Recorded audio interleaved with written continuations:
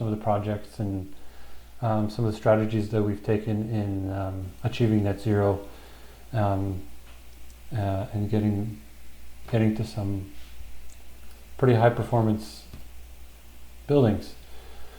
So yeah, we've been in the city for a long time. We've been lucky enough to work on the Blatchford redevelopment, the Mosaic Center. We're working with the City of Edmonton on the Windermere Net Zero Fire Station. So some fun stuff happening now, and net zero buildings are definitely way more common than they used to be. I'm going to start with the depressing intro. And I'm not going to show you pictures of polar bears or anything like that, but I think it's important to frame this conversation of buildings and the building industry around climate change. The one thing that I think COVID showed us and demonstrated clearly is how quickly things can change and how fundamentally wrong some of our assumptions are. And so to not look at the building industry and what's happening in the context of climate change, I think would be a huge blind spot, because we're just scratching the surface of the climate crisis. So the whole context of this is this 1.5 degree target that the City of Edmonton committed to meeting when we hosted the IPCC conference in the Edmonton Declaration. And so that essentially means that we have a carbon budget now, which is 155 megatons through that we can't exceed over 2050. And so some of your fine colleagues at the City of Edmonton did a lot of great modeling and to figure out what it would take to reach these targets. And we currently emit about 18 to 20 megatons per year. And to reach the 1.5 degree target, we would have to have about a 30% reduction in GHG emissions in 3 years and an 80% reduction by 2030. And it's hard to actually grasp how ambitious and scary this target is. I don't know if you've heard that with COVID, the world's emissions dropped by 9% this year. And so just imagine doing that. We have to do that every single year until we run out of until our emissions are zero. So now, not to say it's all going to be just bad stuff that reduces our emissions. I think it can be quite exciting. So why do I even bring this up? I think in the context of building a new building or renovating a building, let's say construction's finishing this year and you're installing a traditional fossil fuel boiler and traditional system. Now, a new building is going to last minimum 50 years, and a renovation will hopefully extend the life of the building by 25, 30 plus years. And so you can probably see where I'm going with this graph. By 2050, the world's supposed to be off fossil fuels. By 2030, via the Pan-Canadian framework, all new buildings have to be net zero ready, and we need that 81% emissions reduction. So for 3/4 of the life of the building on a new build, and maybe a third for a renovation, you're not going to either want to, or you're not going to be allowed to use fossil fuels if we're going to have any hope in meeting these targets. And then in the next 10 years, I think we're going to see more change in the building industry than we've seen in the last 100.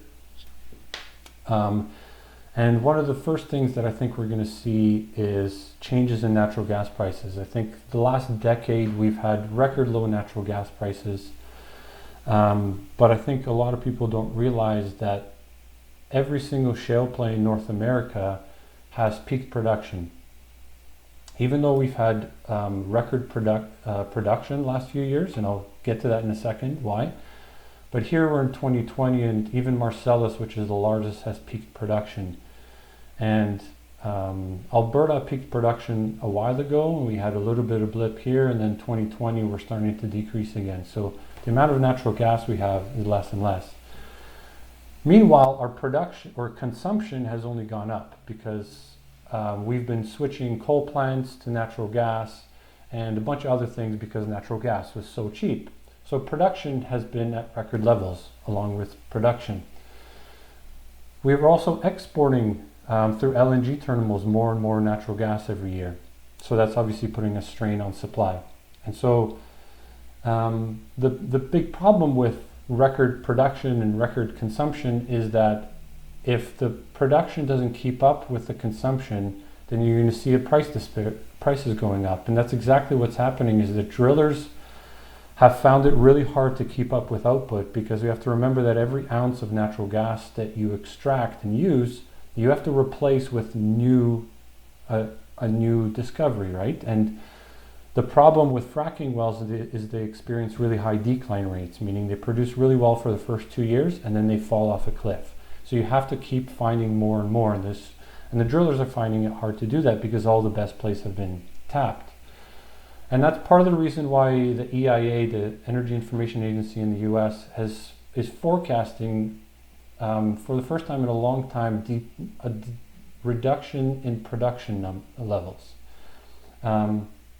And so that, I think, is going to be fun. Now, obviously, COVID has dampened consumption as well, but fundamentally, we're in trouble because our consumption was only going up and production is going down. Add to the back of that the fact that for the last 10 or 15 years, nobody has made any money drilling for natural gas. The prices have been so low that the shale industry has collectively lost about $300 billion and wrote down another $400 billion. And there's been 190 bankruptcies since 2010. And they kept going for the last decade because they were basically fueled by debt from Wall Street. And they valued these companies based on production levels, which kept going up, not how much money they made. But with oil collapsing and basically them not wanting to fund this debt anymore, in the last few quarters, you have seen tons of bankruptcies in the shale industry that happened in Alberta and all over the US. And just last week, Chesapeake Energy, which was basically the founder of fracking, went into bankruptcy protection because they basically have made zero money.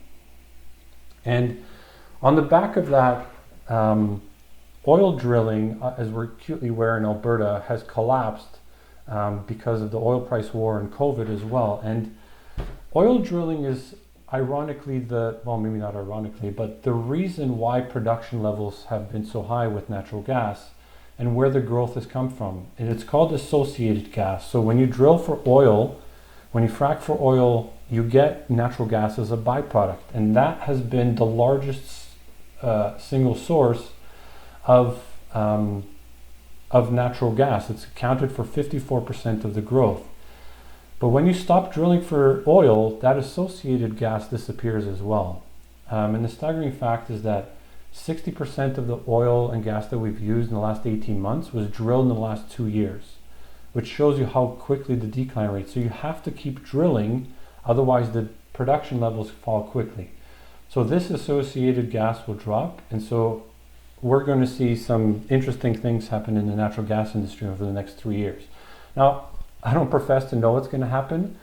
I just think the industry itself isn't healthy at all. It's in a dark place, and I wouldn't expect what happened in the last decade to continue for the next decade. Now, the other things that can happen over the next 10 years is we're going to have to do something to meet these targets, right? The city of Edmonton, I mean, we already know we're looking at step codes. The federal government's going to have to look at increasing carbon taxes if we're going to meet these targets. And you know, the estimates are we need a carbon tax of $210 a ton to meet these targets. So something's going to have to give. Meanwhile, solar PV has dropped 72 times in the last 30 years and 100% in the last decade. Renewable energy is only going to get cheaper. Things are only going to get efficient. Battery storage is only getting cheaper. The industry is only going to keep changing. And so 10 years might seem like a long time, but again, I think we're going to see some really fast change. And I think for the most part, it's not, if you install a fossil fuel boiler today or replace one, it's not a question of if, it's a question of when you'll have to rip it out and replace it with something that's electric and renewable. I think we've essentially reached the tipping point of what is considered risky. And installing conventional systems is, in our opinion, considered the more risky thing. There are basically too many things working against you between the carbon taxes and our regulations and the risks and the tougher energy codes, that again, it's not a question of if, it's when you're going to have to rip out that system. And just for some context of how quickly things can move, because again, a decade might seem like a long time, but this is a picture of a New York street in 1900, and the circle is showing the only car on that street. And fast forward 13 years later, and that circle is showing the only horse on that street. Things can move very quickly, and in fact, every technological adoption, whether it's cars or TVs or air travel or radios, follow an S-curve. And the interesting to note is that as we get closer to 2000s, the S-curves get steeper and steeper.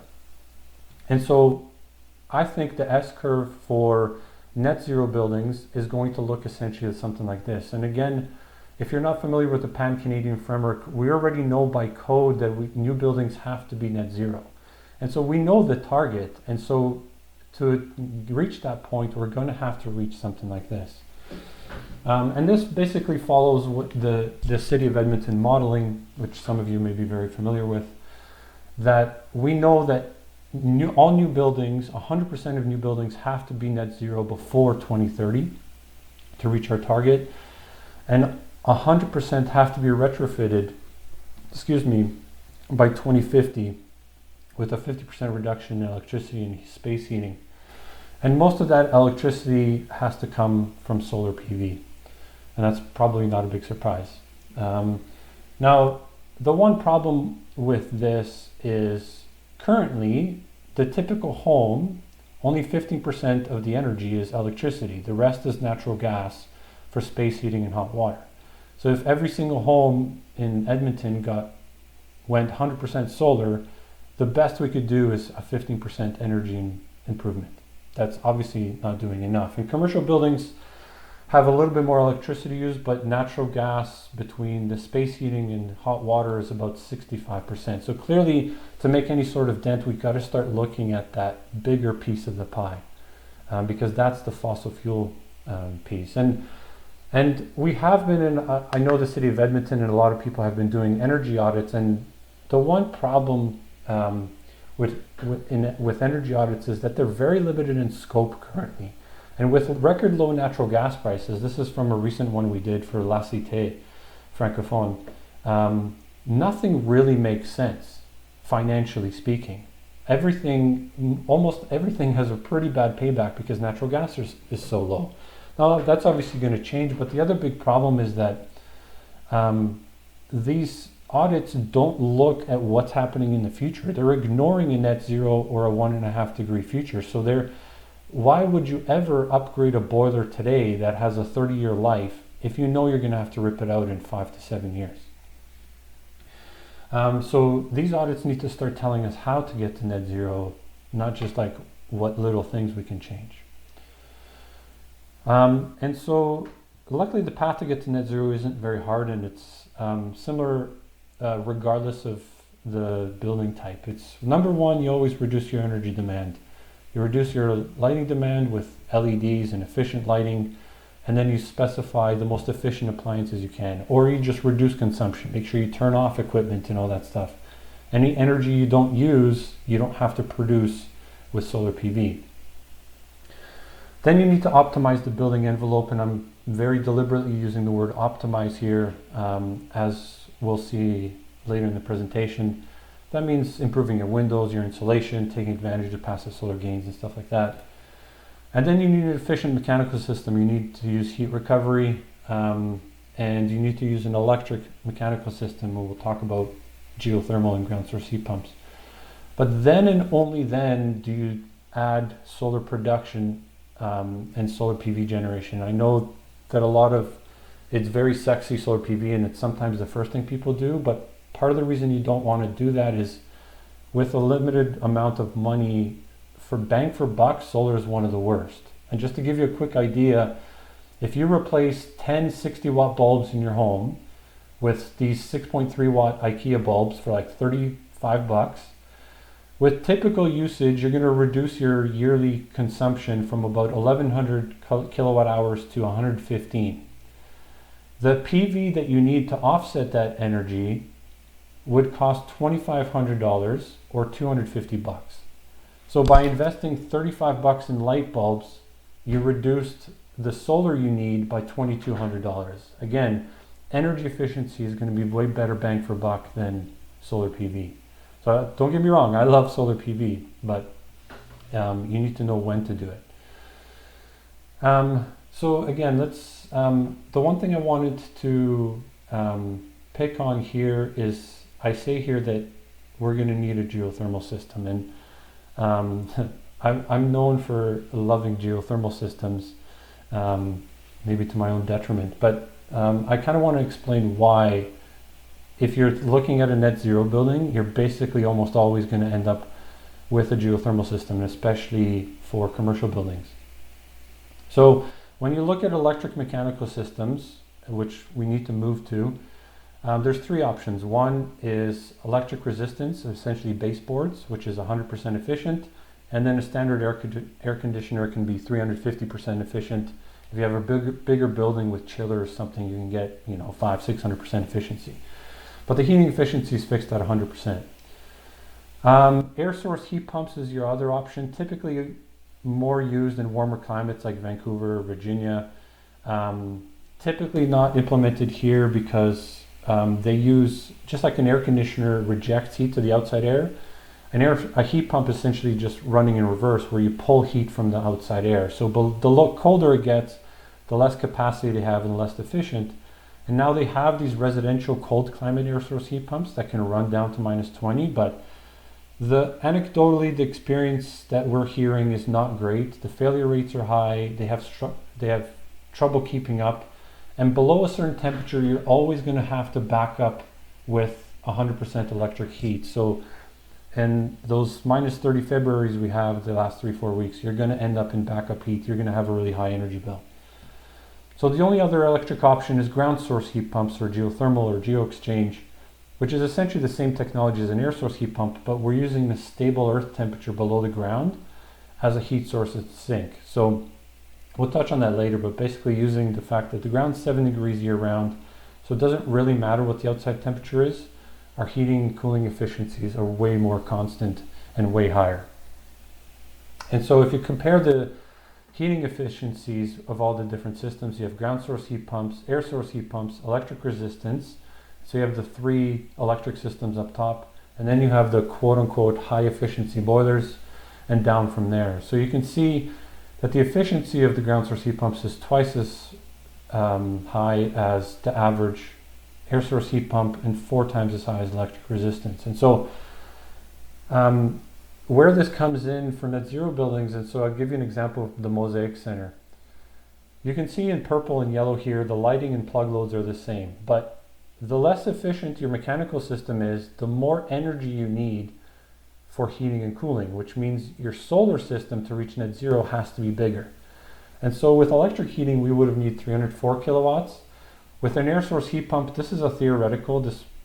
There hasn't, to my knowledge, there's not a single air source heat pump commercial installation in Alberta. So this was kind of a theoretical exercise, but still we would have needed 256 and 213 with the Geo. And so there's a real world cost. The Geo system is about almost $300,000 less in PV costs than the electric and $130,000 less than the air source heat pump. The premium to go to Geo compared to a traditional system was $60,000 to $80,000. So you can see again, it's still less money to install Geo than to put in more solar PV. And it should be noted that we wouldn't have had enough room on the site or the building to fit this much PV. We could only do it with Geo. So that's why when you look at the money, if you're going to net zero, you're going to be using ground source heat pumps. There's exceptions, of course. And just to be clear, when I say net zero, that's a building where all the energy that you consume over the course of the year, you offset by producing with solar PV energy to the same amount over the course of the year. So you'll have a deficit in the winter while you're pulling energy from the grid, and then in the summer you're going to overproduce and put it back. But net over the year, you're going to be net zero energy. And That target can be met through any ways. You can do a more passive approach or a more active approach. Traditionally, the approach that has been taken, especially on the residential side, which is where net zero buildings first showed up, is the passive approach. So you try to reduce the load by 70-80%. You know, you have a double stud R50, R60 wall, R100 roof, triple pane, quad pane windows, really airtight, and basically a super envelope to reduce the energy demands. And the mechanical system is typically thought of as an afterthought. The one problem with this is this practical for renovations? If you have an envelope that is 8 inches wide, how do you renovate it to an R50, R60 wall that is, 16, 20 inches wide? And how do you add insulation into the floor? You can't really practically do that. When you super highly insulated envelopes have several problems, not to mention that obviously it adds construction cost, but it can be difficult to assemble on site. There might be lack of knowledgeable trades that know how to install it properly. The details have to be very good.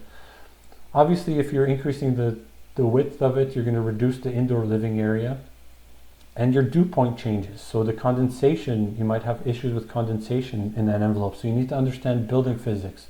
It's not just as simple as just adding in insulation. And the other problem, and this is from a recent project we're working on, so we kept the roof R value and the windows constant, and we changed the R value of the walls from R5 to R10 on all the way to R40. And you can see that there's a law of diminishing returns. A typical 2x6 home construction, 2x6 with R20 wall, or R20 insulation, is about an R17 wall. So you can see that going from R5 to R10, there's a big drop in energy, but after that you get less and less, right? There's a diminishing return. You get 15% going from R5 to R10, and probably even more. So again, if you think about your windows, if you improve your windows from R1 to R5, you're going to get a big bang for your buck. But after what we're already installing, when you go to, you're only getting 3%, 2%, 1%. So there's that law of diminishing returns, which kind of makes the envelope in terms of cost a little bit more expensive. And that's the point, is that when you look at the passive, is that the most cost-effective way to get to net zero? So let's look at these strategies and how they impact energy. So windows and envelope are more linear. You can improve windows a little bit, or go for triple pane fiberglass windows and get a 20% energy reduction. Same thing with envelope. You can add 1 inch of insulation, or you can go to an R50 wall, R60 roof, and get a passive envelope with 40% energy reduction. The active systems, I'll call them, like energy recovery and geothermal systems, they're more on-off, right? You either do them or you don't. So there's a bigger upfront cost, but you can see that the impact on energy can be quite big. And so just to give you an idea of the relative cost and the bang for buck, we were working on this college building in High Prairie, and we looked at a few options for optimizing and getting to net zero. And one was going from R20 to R27 walls, which was going to be a $240,000 cost. Energy savings was about 47%. Option 2 is triple pane fiberglass windows, which were expensive, over 300 grand. Energy savings was 5 to 8%. Ground source heat pumps or geothermal heating and cooling cost about $300,000, although we could remove the boiler and chiller, so we saved over 100 grand there, so it's actually even less than that. But you can see that energy impact is on order of magnitude bigger than the other ones. So the bang for buck isn't the same. And actually option 0, which you should always do, is recover heat on your outside air. This is typically one of the lowest hanging fruits, and it's basically using a heat exchanger to extract heat from your exhaust air and pass it to the fresh air. Because without heat recovery, you're essentially, all buildings need fresh air by code, so then you're bringing in minus 30 degree air into the building and having to heat it up. You might as well have all your windows open. This is a relatively small cost and have a really big impact on the heating energy. And so bang for buck, typically we find that energy recovery is one of the lowest hanging fruits. If you can improve the air tightness of the building by improving some of the envelope details, reducing bridging, adding new vapor barrier or something like that to reduce the infiltration. That will have a big impact. After that, we find that ground source heat pumps is one of the better bang for bucks. After that, then it's your windows and envelope upgrades. And so I wanted to spend a little bit more time talking about that envelope upgrades and kind of balancing as where's the optimal point between envelope upgrades and using the more active system. So to give you an example, a few years ago, we worked on this retrofit for this Devon office. So the town of Devon bought this old shell office building. And it was just an awful envelope, like basically single pane windows and R12 walls, just a terrible envelope. And they wanted to renovate it to net zero and use it for their council chambers and offices and stuff like that. And so we were part of one of two feasibility studies, and we determined that, okay, we're going to replace the windows because they're so bad, and we decided that we're going to go with triple pane fiberglass. For the base case, just for comparison, we started with this 90% boiler and a cooling tower with water to air heat pumps. So this is a traditional system, and we left the walls and the roofs as they were. So this we're just using just for this energy comparison. But the base energy use for this improved scenario was 223,000 kilowatt hours or 223 megawatt hours. We had enough room on the roof for about 100 kilowatts of solar PV. So that conservatively would give us about 100,000 kilowatt hours or 100 megawatt hours of generation per year. So for this exercise, we're going to start upgrading the envelope and see if we can get to that 100 megawatt hour point. So we go from 223, and we go up to R20 walls. That's with still the high infiltration scenario of the leaky building. So that's about a 10% energy improvement. If we actually scale back the walls to what they were, but focus instead on reducing the infiltration, the leaky windows, the gaps in the buildings, the holes, you can see that that has a much bigger impact than just adding envelope. Again, infiltration can be a big energy suck. So then under the low infiltration scenarios, we improve the wall to R20, you get to 161, R27 wall, and then a fully passive house scenario with R40 walls and R60 roof. And you can see that we get about a 34% energy reduction, and the cost was estimated for that R40, R60 roof at 350 to 650 grand. And one of the big reasons we want to do this exercise is the architect really didn't want to upgrade this wall because it was going to be basically a logistical nightmare. They would lose space, they weren't sure what they were going to find.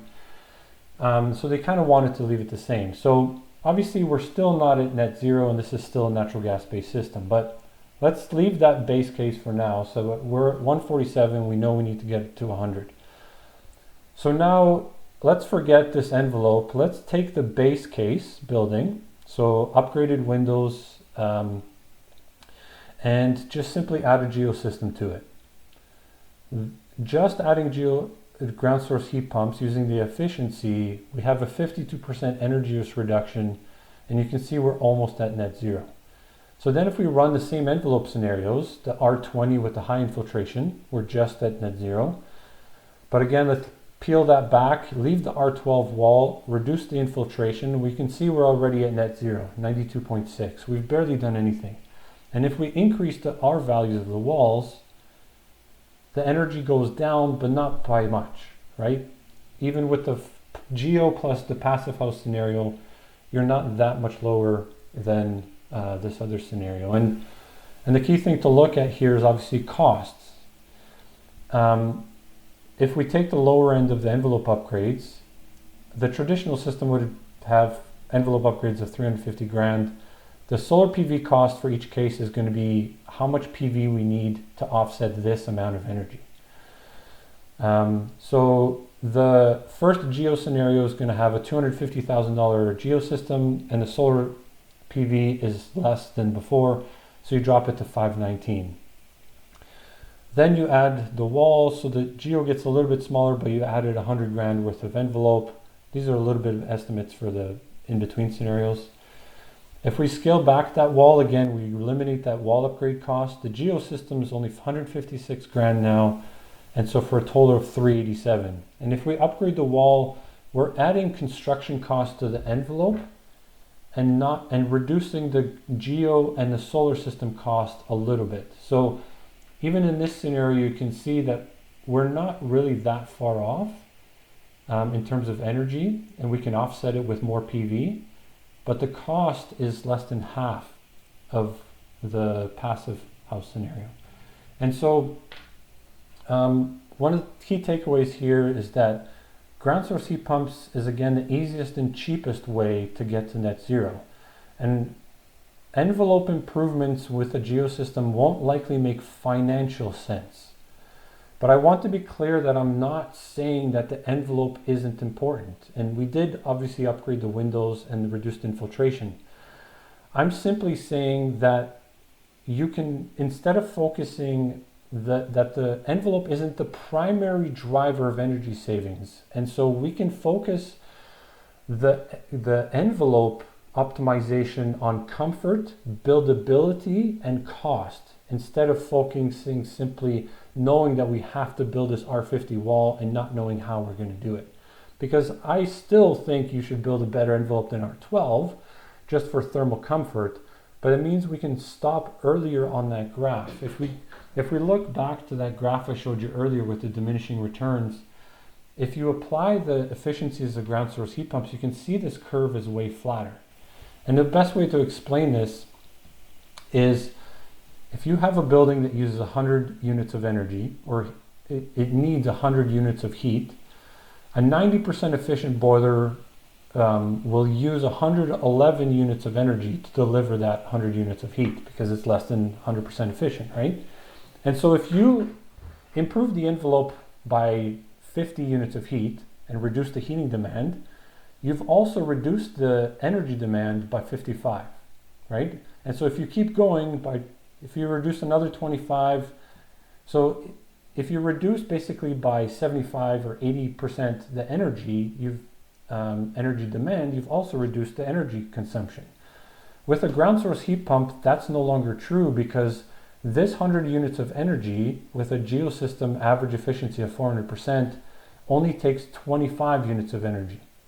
And so if you improve that envelope by 50, by half, you're not getting 50 back. You're only getting 12 and a half, a quarter of that. And so any improvements in envelope give you a quarter of the impact. And so this was the big aha moment for us, is that with a ground source heat pump, envelope upgrades don't make as much financial sense, meaning we can basically focus on where do we stop in terms of comfort and buildability.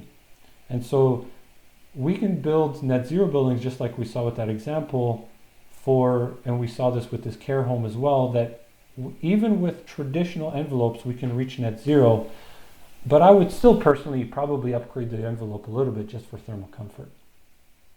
And again, you want to upgrade that easy stuff, the windows where you get a lot of bang for buck because you're upgrading from R1 to R5.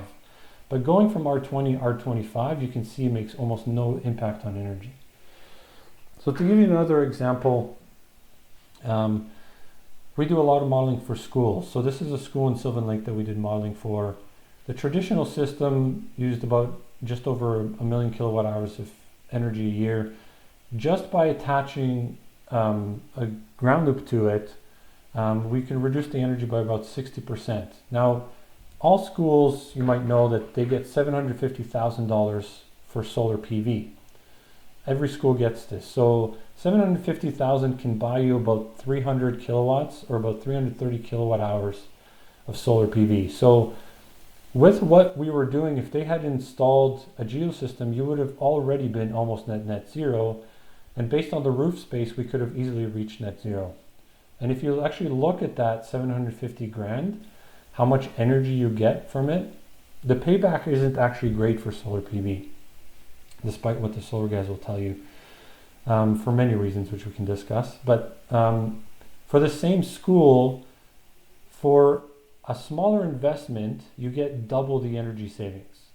And actually for schools, because with larger, when you're comparing to a VAV system and these larger mechanical systems, geothermal systems can actually be cheaper to install. And so in this case, for this school, for many reasons I won't get into today, but the geo system would have actually been cheaper than the traditional system, so the payback would have been immediate.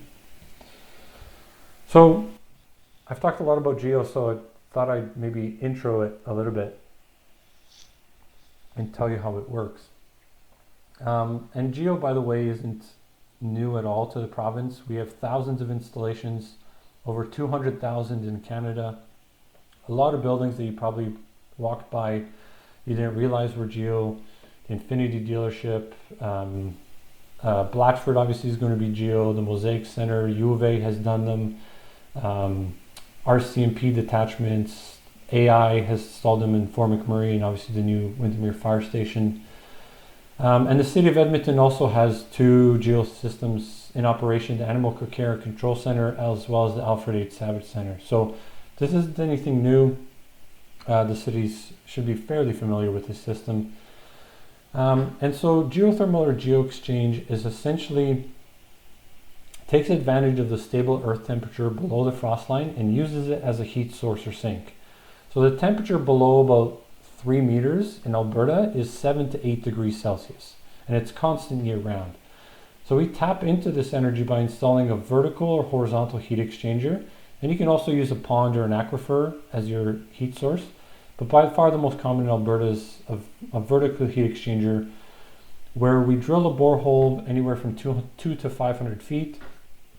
We stick a high density polyethylene pipe inside, and we circulate a glycol antifreeze solution, and we pick up heat from the ground in heating and reject heat to the ground in cooling. So this is the boreholes. You can see the pipe sticking out of the ground after it's been drilled. And here the boreholes are coming out of the ground, and you connect them into a header and you run it back into the building's mechanical system. This is a picture of the trenches. So we had 5 different header systems at the Mosaic Center. This is under the parking lot right now, so you wouldn't see it. And this is a horizontal system, so schools or places where you have a lot of area, you can install horizontal systems, which is typically cheaper because you don't have to drill. You can just excavate. And that all goes back to the building heat pump. And this is a water to air heat pump, which looks exactly like your furnace. It has a blower, so it'll create hot and cold air. Instead of a burner, you essentially have a compressor. And there's also water to water heat pumps, which can create hot or cold water. And a heat pump is essentially the same as your air conditioner or a fridge, and it uses the refrigeration cycle to extract heat from a source.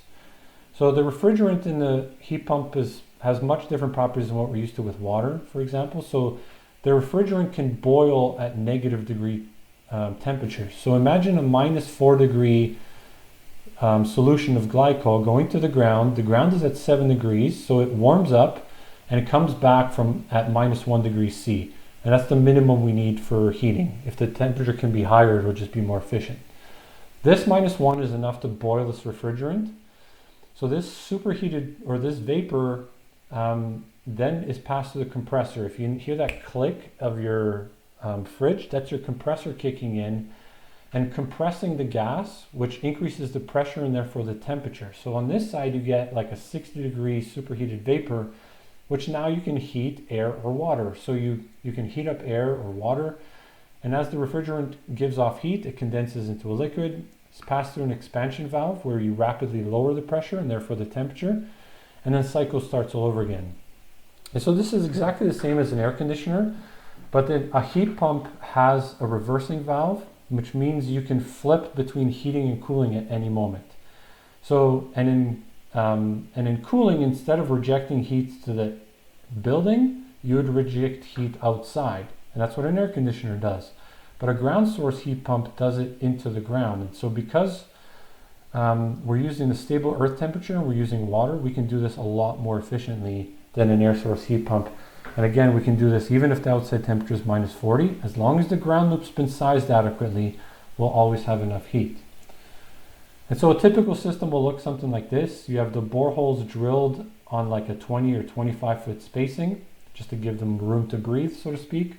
They're connected in a header and sent back to the mechanical room. So this is a distributed water to air heat pump system where we're distributing water from the ground around the building, and then the heat pumps, a water to air heat pump, connects to this piping and creates hot or cold air. So each heat pump has its own thermostat, is controlled separately. And the nice thing about this system is there's lots of energy sharing. So the heat pumps on the south side are on, like, say, a 5-degree sunny day, are still in cooling, so they'll reject heat into this loop.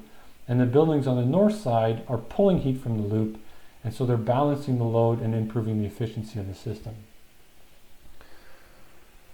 So in schematic form, if you imagine the building loop, basically a water loop, that goes around the building and serves the heat pump. So you have floor 1 or floor 2, or you can have even separate buildings in different area.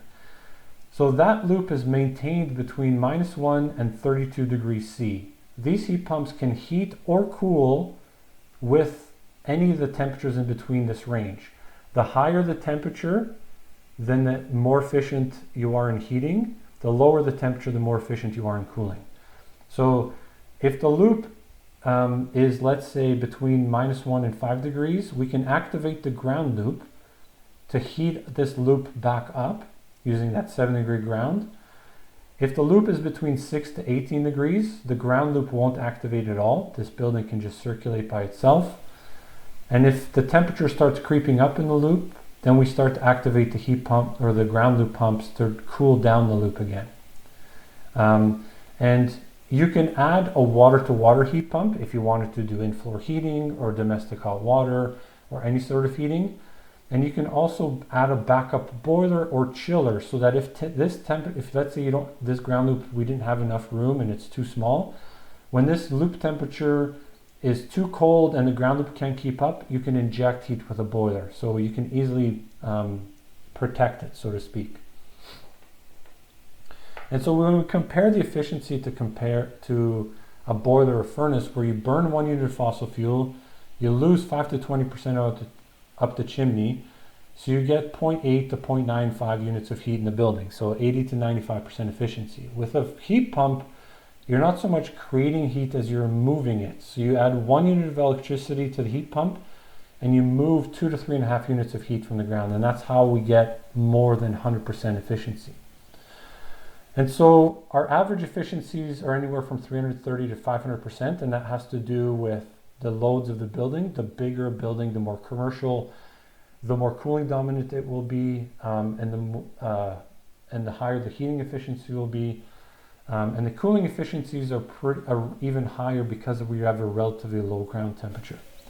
So typical energy reduction compared to a traditional system is 70 to 80% of that heating and cooling energy. If you add plug loads and lighting, that gets whittled down to 50 or 60% energy reduction. And so that is one of the big advantages. Obviously, you reduce your heating and cooling energy by 78%. Now that's electric energy, which is more expensive than natural gas, but even today you will typically always reduce your operating costs. In the first year with today's natural gas prices, depending on how cooling dominant, it might not be a lot, right? You might only reduce your energy costs a little bit, but as natural gas prices go up, and they will, as carbon taxes go up, and they will, then obviously your energy savings increase more and more every year. And so obviously if natural gas was the same cost as electricity per unit of energy, which eventually in the future it will be, then your energy costs will be a fifth of a traditional system. And that's really what we're going after, is that future energy stability. Every ASHRAE study that I've seen has shown that geothermal systems are also the cheapest to maintain, typically between half to a third of the cost of a traditional system. There's really not many components. The ground loop has a lifespan of 100 plus, 200 plus years. It's just plastic in the ground. It doesn't need any maintenance. The heat pumps, Really, unless they fail, all you need to do is change filters for water to air heat pumps, and for water to water heat pumps, there's really no maintenance unless they fail. So again, the maintenance costs tend to be a lot lower. Anecdotally, they tend to be more comfortable because they use a lower delivery temperature, so you can get the pockets of really hot and cold air. You also don't need a boiler, you don't need a chiller, so less roof space. You can get away with a smaller mechanical room, so you can maybe repurpose the space for something else. You have no gas main, no gas piping, and all that stuff. And of course, you get a future-proof electric building. And it's important to note that as the electricity gets cleaner, so does the ground loop system as well. But even on with today's grid, even under a heating only scenario, a ground source heat pump will still have lower emissions than a natural gas one. So we've talked about the good stuff. Let's talk about some of the challenges, and especially in retrofit applications. So one, in a retrofit, the obvious one is you might not have room for the drilling. And the bigger the building, obviously, the more room you need. So this is La Cité. You might be familiar, but they have an above ground parking here, and then this like sunken plaza. So there isn't really much room to install a ground source heat pump system here in this building, because the entire building is taking up the entire site. So there's going to be buildings where you simply can't implement this. Or you might have room for a smaller system, but not the whole thing. Or you might have existing landscaping or parking lot that you have to rip up and then pay to replace it, right? So there'd be an increased cost there. So obviously it's not going to be as easy as just a new site where you have dirt in the field. Now some of the solutions, again, if you don't have quite enough room, you can use a hybrid system where you use that boiler system to back it up. You can have the ground loop still pick up 90-95% of the building loads, and then the boiler system picks up those peak days when it's really cold. And then the other solution that I'll talk about later is essentially district energy, and I think this is where the city and the world is going to have to go. So one of the other big challenges with integrating not just geo but low temperature renewable systems is that most existing systems are high temperature, meaning above 50 degrees, they're like 80 or 90 degrees, right? Whether they're boilers, VAV systems, coils, fan coils, radiators. Whereas ground source heat pumps and water-to-water heat pumps typically don't like to give you more than 50 degrees C as hot water temperature. You can get higher than that, but then they're less efficient and you're using them. You're going to increase the wear on that compressor. So there's a few things that you can do. One is, again, going back to the hybrid scenario. It's important to note that every building is sized based on peak loads. The boilers that are installed in almost all buildings are sized based on a peak load of the coldest day with no occupants, no internal gains, no lighting, no computers, nothing. That peak happens almost never. This chart shows the percentage of the peak heating capacity. So this is 100% boiler, and the percentage of the year that peak load happens. And this is very typical for almost every project that we see. 90 to 95% of the year, you're at less than a third of the peak heating capacity, which means that you can install a geosystem sized for even half of the load, and it'll operate 90 to 95% of the year. And let's say when the temperatures dip to minus 20 or below, and you starting to get close to these peaks, you can increase the loop in the boiler with a boiler. So that's one strategy. Another thought is, well, one, these systems might be oversized anyway, so decreasing the temperature in the loop might be okay. Or if you do improve the envelope, you would obviously, if you improve the windows and the walls, you would decrease that peak load. So now you might even be okay with the lower temperature delivery. That would be a case-by-case basis, and obviously you'd have to analyze that. But again, I think the hybrid scenario where you can raise the loop temperature if you need to.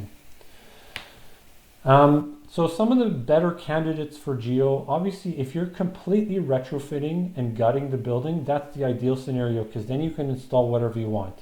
A distributed water to air system, or using water to water heat pumps with fan coils or in-floor. That would be the ideal scenario because then you have free reign. Other good candidates would be in-floor heating systems. Again, you'd have to check what temperatures they are and make sure you have enough capacity. But typically, ground source will work great with in-floor. With fan coil systems or air handlers with hydronic coils, where you can use a water-to-water heat pump to create hot or cold water.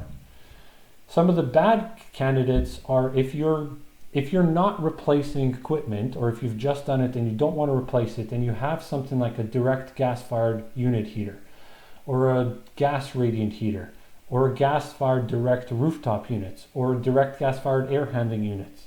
Stuff like that is not easy to implement with Geo without replacing that equipment, obviously, because it's gas-fired.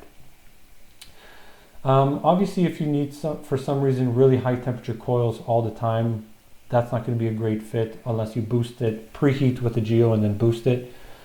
And then anything with big heat demands, so like a pool or a process load where you constantly need heat, geothermal isn't the best application, because you're going to be like a pool, you're only pulling heat, and it's so much that the geosystem would have to be so big, it would never make sense financially.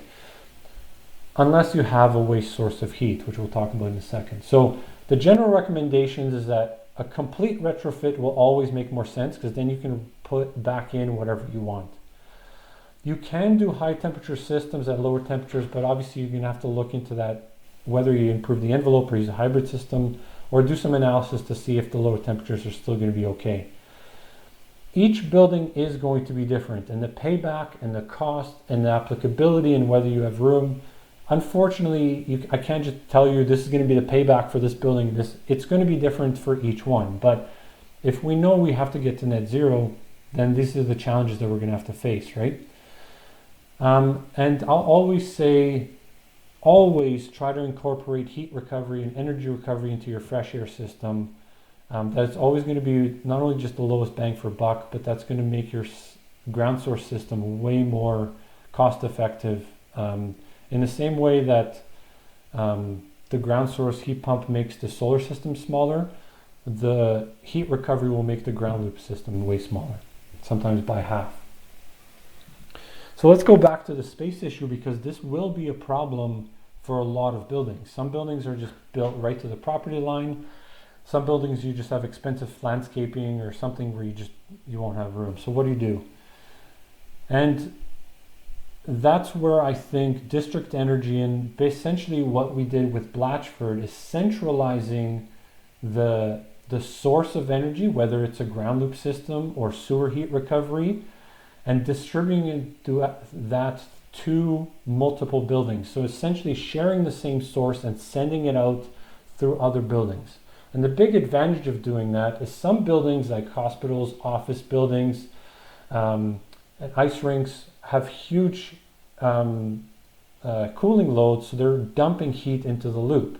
And so other buildings like residential and other buildings that are or heating dominant will pull the heat from that loop.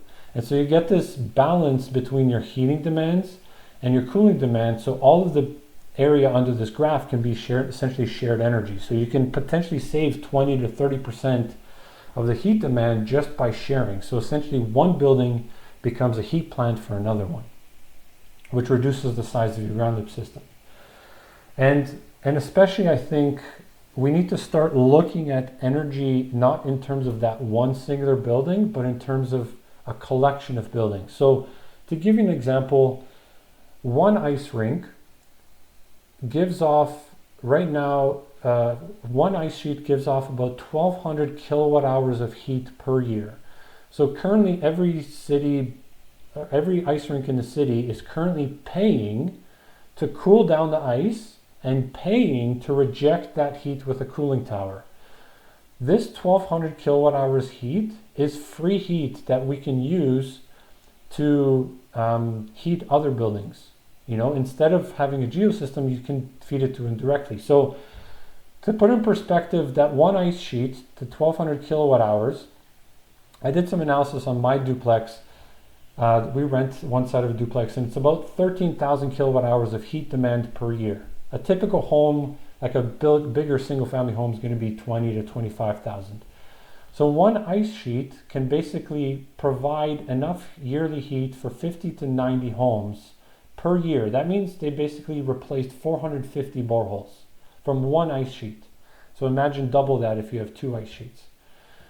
Cannabis facilities, they're an order of magnitude larger, and the same thing with data centers. They can reject over 13 million kilowatt hours of waste heat. That's 500 to 1,000 homes that can be heated for free, essentially. And you can take that heat and distribute it to either heating pools or other buildings. So this is what I'd love to see the city do, is start to look strategically of like, where are the spots where we have multiple buildings that we can do renovations on. So look at other potential sources of waste heat. Data centers. Again, this is my big idea, is to ask Google and Microsoft to build data centers in the middle of our city, and we can build net zero buildings around them. Commercial buildings, you'd be surprised how cooling dominant they are. The Mosaic Center, for example, is a 30,000 square foot office building, and we're rejecting heat to the ground down to minus 15 degrees C. That's because of the internal gains, the lights, the people, and the south facing, the solar gains.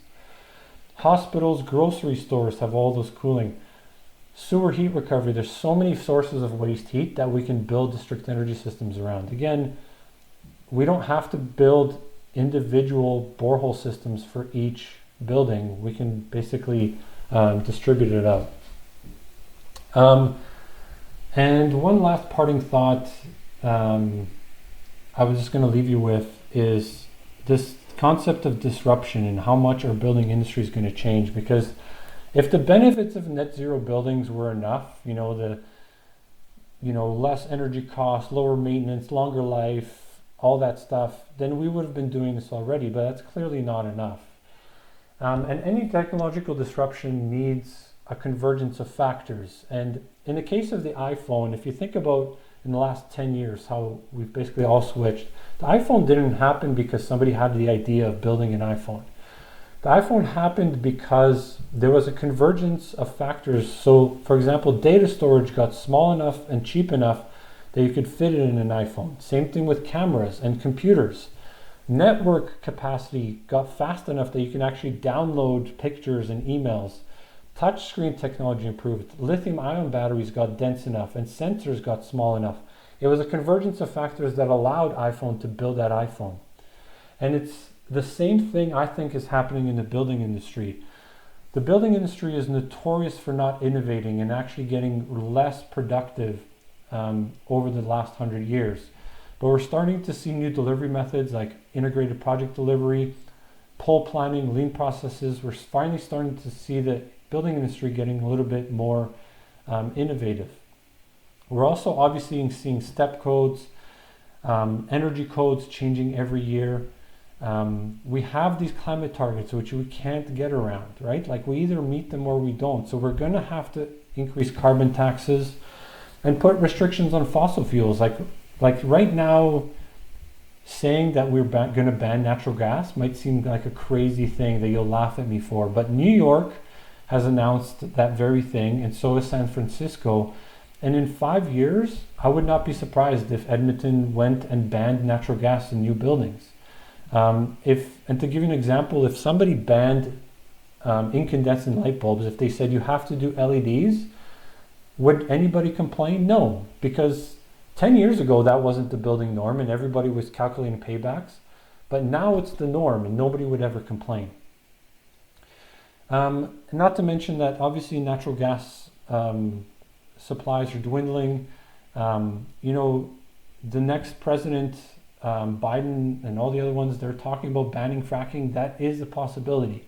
And again, COVID has shown us that things can change overnight. And then throughout this process, renewables are only getting cheaper, heat pumps are only getting more efficient, solar is only getting more efficient and cheaper, and battery costs are dropping fast. So again, I really do think that building industry is going to change more in the next 10 years than it has in the last 100, because it absolutely needs to, and we know the end point that we need to reach and the target that we need to reach. And obviously, it's hard to sometimes see, and I think that COVID has really showed us that something just seems so entrenched, and the status quo can seem just untouchable, but the next day it will just crumble. And again, those shifts can happen really without warning. So that's just the thought I want to leave you with. And obviously, existing buildings is a huge opportunity to reduce our GHG emissions and targets. And so obviously, I'd love to see the City of Edmonton take the lead and drive the market this way, because it's not that the paybacks aren't there, we just really haven't had the motivation to do it. So that's it from my end, and I will open it up to questions.